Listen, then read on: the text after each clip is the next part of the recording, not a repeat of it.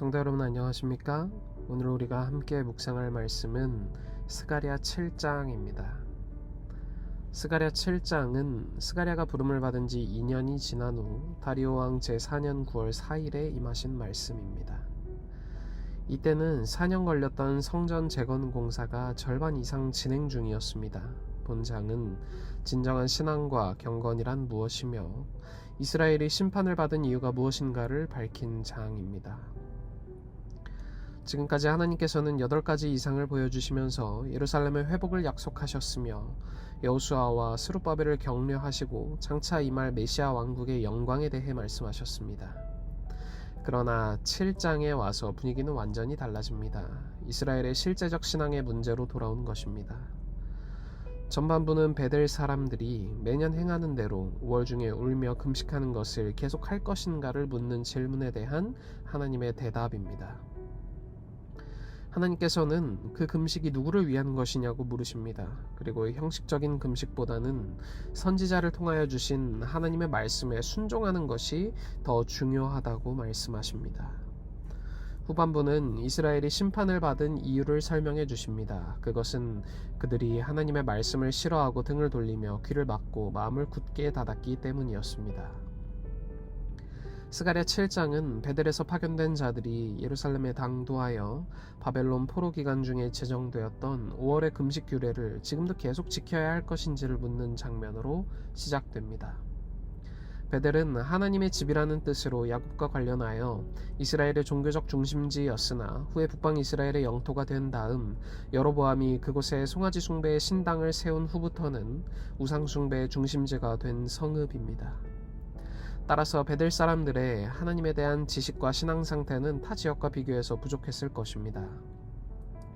더욱이 70년간 바벨론에서의 포로 생활을 마치고 돌아온 그들에게 있어서 하나님에 관한 지식은 많이 모자랐을 것입니다. 그런 배경에서 생각하면 그들이 대표를 예루살렘의 선지자에게 보내 금식 문제에 대해 자문을 구한 것은 충분히 이해가 갑니다. 한편 보내진 대표자들이 이름을 모두 바벨론식 이름인 것으로 볼 때 아마도 이들은 바벨론에서 태어난 유대인들이었을 것으로 추정됩니다. 이스라엘 백성은 포로로 잡혀가 바벨론에 살고 있을 때 매년 5월과 7월에 애통하고 금식했음을 알 수 있습니다. 매년 5월의 금식은 예루살렘이 기원전 586년 5월 7일에 멸망하고 성전이 불타버린 것을 애통하는 금식이었을 것입니다. 7월의 금식은 아마도 이스마엘이 그다랴 총독을 쳐서 죽인 그해 7월을 기억하고 애통했을 것입니다. 다시 말해 하나님께 회개하고 돌아가기 위한 금식이 아니라 자기들의 민족적 불행을 슬퍼하는 금식이었던 것입니다. 그래서 하나님께서 그 금식이 정말 나를 위한 것이냐고 2번이나 물으시는 것입니다. 스가랴 7장의 특징은 사회 정의를 특별히 강조하고 있는 점입니다. 고아나, 과부, 그리고 나그네와 궁핍한 자와 같은 사회적 약자를 압제하는 문제는 단지 사회 정의나 윤리적 차원의 문제가 아니라 하나님께서 무엇보다 중하게 다루시는 순종의 문제입니다. 그들의 가장 큰 죄는 하나님의 말씀을 듣기 싫어하고 귀를 막는 것입니다. 그리고 마음문을 굳게 닫고 받아들이지 않는 것입니다. 스가랴 7장은 신앙의 본질이 외적인 형식이 아니라 하나님께 대한 진정한 순종과 마음의 자세에 달려있음을 분명히 보여줍니다. 베델 사람들의 질문은 금식이라는 외적 행위를 계속해야 하느냐 하는 것이었지만 하나님께서는 그것이 누구를 위한 것이었는지를 되묻습니다. 이는 그들의 금식이 하나님의 뜻을 따르기보다는 자기중심적인 슬픔과 형식에 머물러 있었음을 지적하시는 것입니다. 사랑하는 성도 여러분, 하나님께서 원하시는 것은 단순한 의식이나 전통의 반복이 아니라 가난한 자와 약자를 돌보며 하나님의 말씀에 귀를 기울이는 삶입니다. 하나님은 사회적 약자를 향한 공의와 자비를 강조하시며 그것이 곧 하나님께 대한 참된 순종임을 가르쳐 주십니다. 그러나 이스라엘은 귀를 막고 마음을 닫아 하나님의 말씀을 거절했고 그 결과 하나님의 진노와 흩어짐의 심판을 겪게 되었습니다. 이는 오늘날 우리에게도 동일한 경고로 다가옵니다. 하나님은 지금도 우리의 신앙이 외적인 열심이나 형식에 머무르지 않고 말씀에 순종하며 이웃을 사랑하는 참된 경건으로 이어지기를 원하십니다.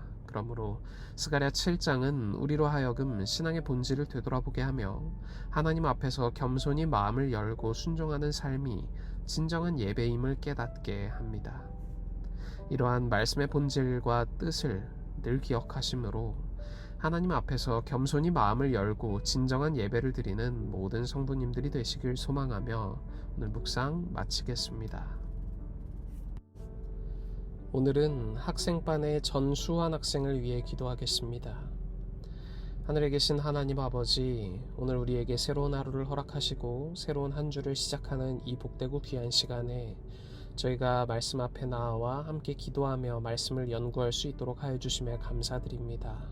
하나님, 오늘은 학생반의 전수환 학생을 위해 기도합니다. 주께서 사랑하는 아들 전수환 학생이 인생에서 가장 중요한 시기에 자신의 삶의 목표를 위하여 열심히 노력하며 살아갈 때에 하나님이 주시는 힘과 용기로 말미암아 앞으로 나아가는 삶을 살아갈 수 있도록 하여 주시고 그 앞으로 나아가는 모든 발걸음 가운데에 하나님께서 허락하시는 성공을 맛보는 그러한 귀한 삶이 될 수 있도록 하여 주시옵소서. 저희가 언제나 하나님과 동행하는 삶 살 수 있도록 하여 주시길 저희를 죄에서 구원하신 예수 그리스도의 귀하신 이름으로 간절히 기도드립니다. 아멘.